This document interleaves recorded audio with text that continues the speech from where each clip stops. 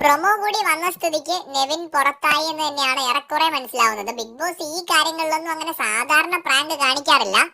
കുറെ പേര് പറയുന്നുണ്ട് ഇനി പ്രാങ്ക് ആണോ എന്ന്.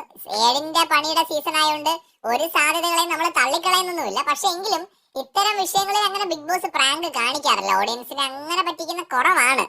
നമുക്ക് നോക്കാം എത്രത്തോളം ശരിയാണെന്നറിയില്ല. അതായത് ഈ ആദില നൂറയായിട്ട് ബന്ധപ്പെട്ട് നെവിൻ എന്തോ കമ്മ്യൂണിറ്റിയെ അപമാനിച്ചുകൊണ്ട് എന്തോ പറഞ്ഞു എന്നോ, അത് പിന്നീട് അനുവുമായിട്ടുള്ള വഴക്കിലേക്ക് മാറിയെന്നോ, അങ്ങനെ പിന്നീട് ബി കമ്മ്യൂണിറ്റി അപമാനിക്കാൻ പറ്റില്ലെന്ന് പറഞ്ഞെന്നോ അങ്ങനെയൊക്കെയാണ് കേൾക്കുന്നത്. കൃത്യമായിട്ട് എനിക്കറിയില്ല. ഒരുപാട് പേര് കമന്റ് ചെയ്തിരുന്നു.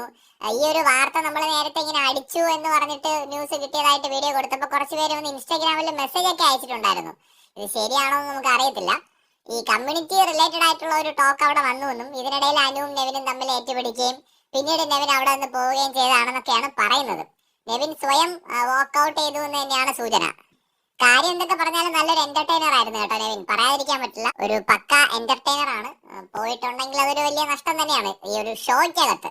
നെവിനെ ഇഷ്ടമുള്ളവരും ഇല്ലാത്തവരും ഒക്കെ കാണും. പക്ഷെ ഒരു ഗെയിമർ എന്നുള്ള നിലയിൽ ഒരു ആക്റ്റീവ് ആയിട്ടുള്ള ഒരു പ്ലെയർ ആയിരുന്നു. കൂടുതൽ അപ്ഡേറ്റ്സുമായി വീണ്ടും വരാം.